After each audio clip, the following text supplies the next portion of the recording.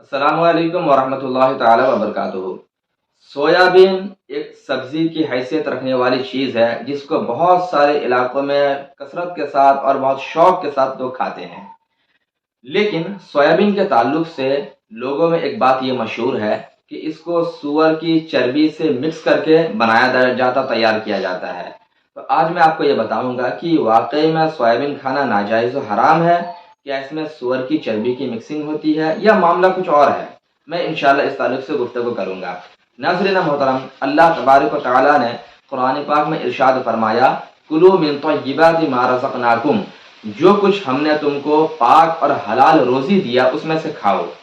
تو اب ہم دیکھتے ہیں کہ اللہ تبارک و تعالیٰ نے زمین میں جن چیزوں کو اگایا ہے، یہ جو پیڑ پودے ہوتے ہیں ان کو نباتات کہا جاتا ہے۔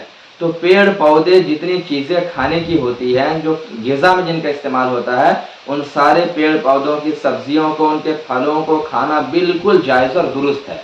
ہاں، ایک چیز دھیان رہے کہ اگر کوئی ایسا پیڑ پودا ہے یا ایسا پھل ہے جو زہریلا ہو، جس سے انسان کے جان جانے کا خطرہ ہو یا بیمار پڑنے کا اندیشہ ہو، تو پھر ایسی چیزوں سے بچنا چاہیے۔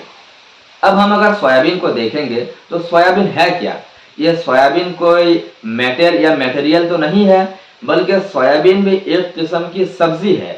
اس کا ایک درخت ہوتا ہے، درخت میں پھل بھی اگتا ہے، اور جب پھل کو توڑ کر کے اس کے اندر سے سویا کی بوڑی کو نکالتے ہیں تو وہ یہ ہوتا ہے کہ اس کے اندر تیل ہوتی ہے اور وہ کچھ نرم ہوتا ہے۔ تو اس کو مشین کے ذریعے کچھ بڑا کیا جاتا ہے، اور بڑا کرنے کے بعد ریفریش کرتے ہیں، اس کے بعد پھر اسے پیکیٹنگ کر کے مارکیٹ میں اویلیبل کرا دیا جاتا ہے۔ اب لوگ اسی کو لاتے ہیں اور بہت ذوق و شوق کے ساتھ کھاتے بھی ہیں۔ اس میں کسی بھی طرح کے سور کی چربی کی مکسنگ بالکل نہیں ہوتی ہے۔ یہ لوگوں میں غلط مشہور ہے کہ یہ چیز ملا دی جاتی ہے تو ناجائز و حرام ہے، بلکہ کسی بھی چیز کو حرام کہنے کے لیے بہت ٹھوس دلیل کی ضرورت ہے۔ یعنی کہہ لیجئے جب تک یقین کے منزل پر نہ آ جائے تب تک اس چیز کو ہم حرام نہیں کہہ سکتے۔ شریعت کا رول یہی ہے۔ اور یقین کب ہوتا ہے؟ یقین اس وقت ہوگا جب آپ اپنی آنکھوں سے خود دیکھ لیں کہ سویابین بناتے وقت اس میں سور کی چربی کی مکسنگ ہو رہی ہے۔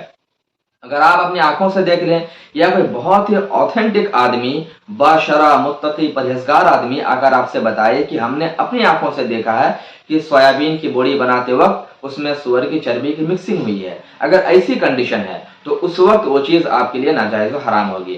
لیکن محض یوٹیوب کلپ کے بنا پر کہ ہم نے فلاں مولانا سے سنا، فلاں کلپ میں دیکھا، یا فلاں نے پیپر میں چھاپ دیا وغیرہ وغیرہ، تو ان چیزوں کے بنا پر کبھی بھی کوئی حلال چیز حرام نہیں ہوگی، اور نہ تو پھر زندگی گزارنا مشکل ہو جائے گا۔ کوئی بھی کمپنی دوسرے کمپنی کو بینڈ کرانے کے لیے، بدنام کرنے کے لیے کسی بھی پروڈکٹ کے بارے میں بول دے گی کہ اس میں ناجائز چیز ملائی جاتی ہے، اور ایک طرح سے مسلمانوں کو ورگلانے کے لیے اور بہکانے کے لیے سور کا نام لینا ہی کافی ہوتا ہے۔ تو ایک طرح سے سازش بھی ہو سکتی ہے۔ تو اسی بنا پر ایسے کلپ کے چکر میں بالکل نہ آئیں۔ بس اتنا یاد رکھیں کہ اللہ نے جن چیزوں کا حلال کیا، بندوں کے حرام کہنے سے کبھی بھی وہ چیز حرام نہیں ہوتی ہے۔ تو بہرحال سویابین کی بوڑی بالکل کھانا جائز اور درست ہے، اس میں کسی بھی طرح کی غلط چیز کی مکسنگ نہیں ہوتی ہے۔ اللہ تعالی ہم سبوں کو حلال روزی کھانے کی توفیق عطا فرمائے۔ السلام علیکم ورحمۃ اللہ۔